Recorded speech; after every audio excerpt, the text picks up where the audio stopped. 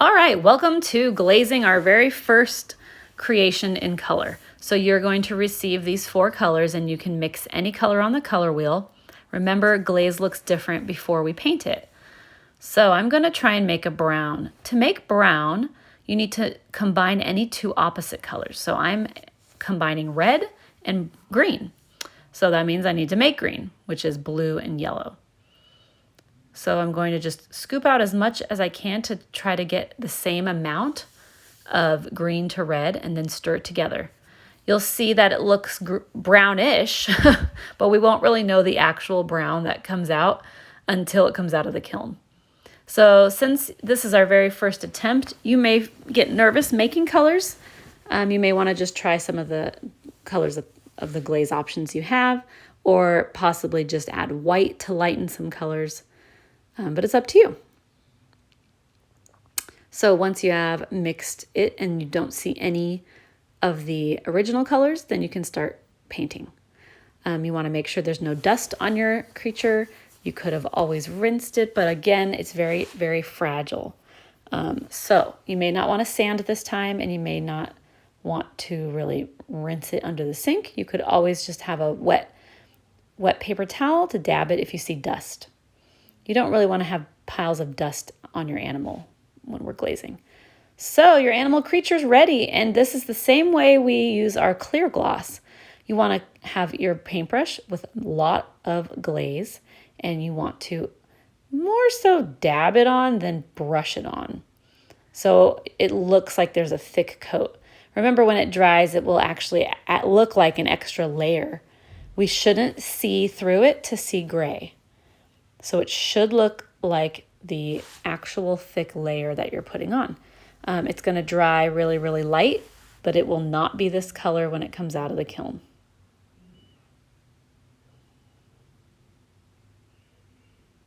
And you can always check it once it dries if you missed a spot. So I mixed this brown, and I did not know if I mixed enough. We have a very small amount of glaze at home, so we need to make sure we are not using and wasting it.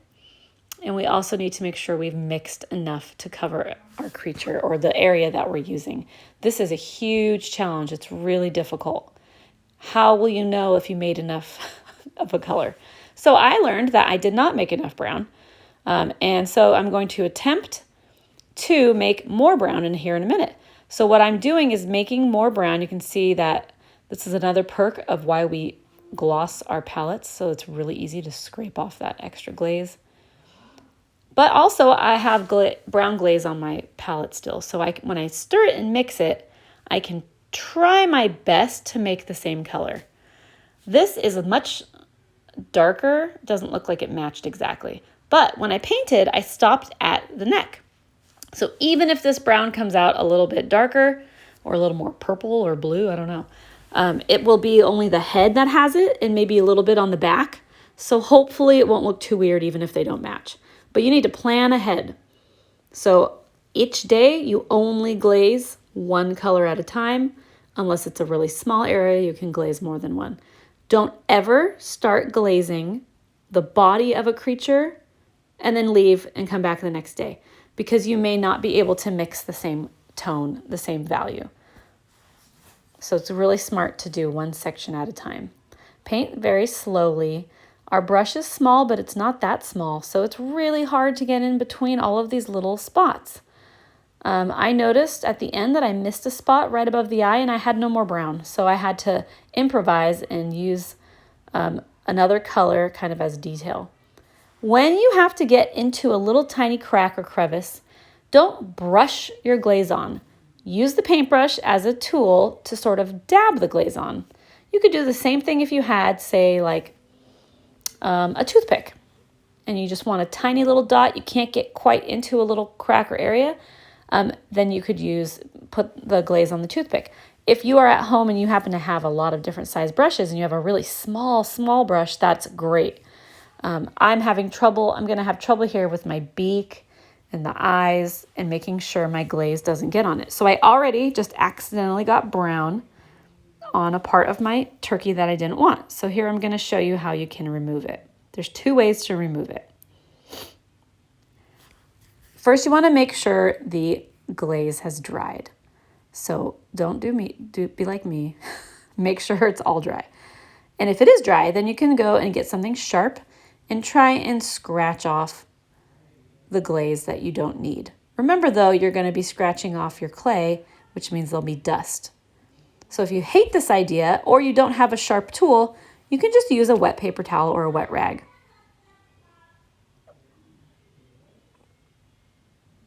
See, all that is creating dust that's now falling onto the rest of my animal creature or the table. And so now I have to clean that up. So it's a little bit of a mess. This is probably easier, but you don't want to break anything. So if you are going to use a wet rag or wet paper towel, just very gently brush it across. It's a little bit more successful, but you don't want to break anything off. So those are two different ways to remove any mess ups.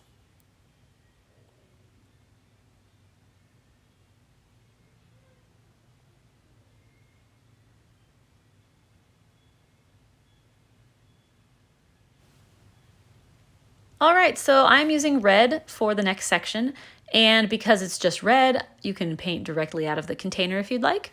It saves on maybe wasting glaze. I'm trying my best to have a thick coat of the glaze. So the thicker it is, the nicer and bolder a color it will be. If you can see the clay through your painting, through your glaze, then it's probably going to be see-through. I don't want to use yellow for my beak, so I'm going to add the little remaining red I had to yellow. So now I'll have a little bit of a yellow-orange. Again, I don't know how orange this will be, and I don't know how yellow it will be because it's not out of the kiln. So this is a pastel, similar version of what it's going to look like, but it's going to be a little bit brighter and bolder. So it'll be fun to see if I came up with a good yellow orange or not. And then again, you really want to try and dab a thick layer of glaze on. The only times you brush glaze is if you have a really large area to paint and you have a lot of glaze with you. And then you know you're just brushing giant chunks on. But for us, we don't have that much. So we're just taking our time and paying attention to how we're painting this really slowly. Each color you can do each day. But look, if I accidentally brush it, sometimes I brush off the glaze I've already added. So we don't really want to do that. So I'm trying to dab on the colors. It's a little harder with a larger area. So the beak was easy, but now the feet, I have to kind of pay a little more attention to. If you paint it, you see the gray clay through it by accident, let it dry, and then you're going to add another layer. And if any of your parts fall off, I lost a foot, it's totally fine. I'm going to glue it back after it comes out of the kiln. So if you lose any parts, add the colorful glaze and then bring them all when you drop it off to school, and then we'll just put them through the kiln and glue them afterward.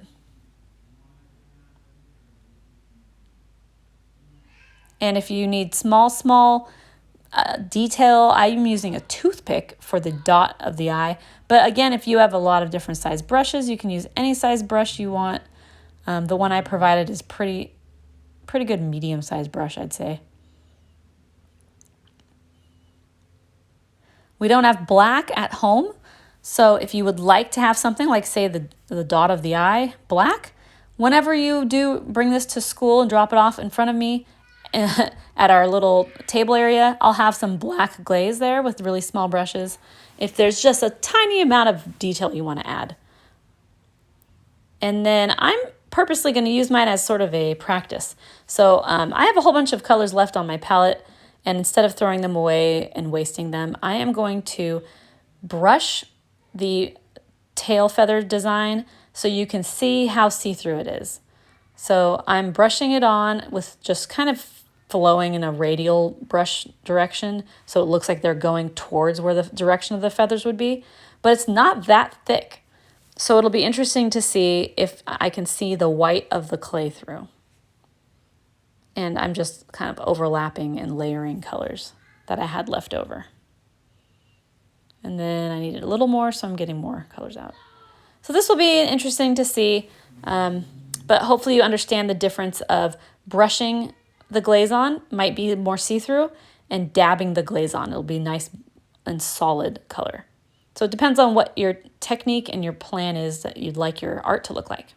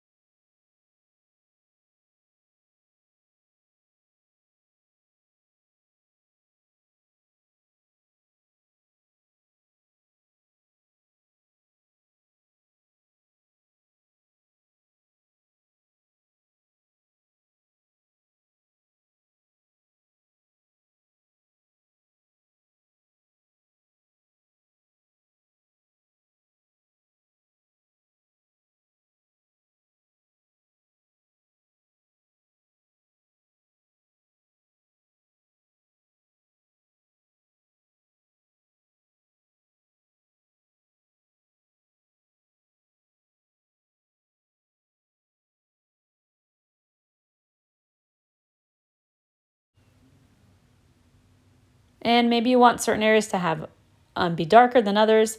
You can add more glaze to that section. So you can always let this dry. You can always paint more on top. You probably can't cover up a color. Like if you paint blue and then you think you're going to cover it up with red, it wouldn't really work. Here I am fast forwarding a little bit so you don't have to watch me paint. The last thing to think about, make sure you seal everything up. They snap, the lids snap on. They go a long way. I didn't even use my white yet, but these should last us maybe 3 or 4 projects. And then if you have anything you wanted to leave the color of the clay, remember clay is white. My eyes are white, but I want them to have a shine. So I will add gloss glaze to those. That is my last thing to do. If the gloss glaze gets on any of the other part of the turkey, doesn't matter because all of our glaze is shiny with gloss. So that's the last step. Good luck. I'm excited to see how they turn out.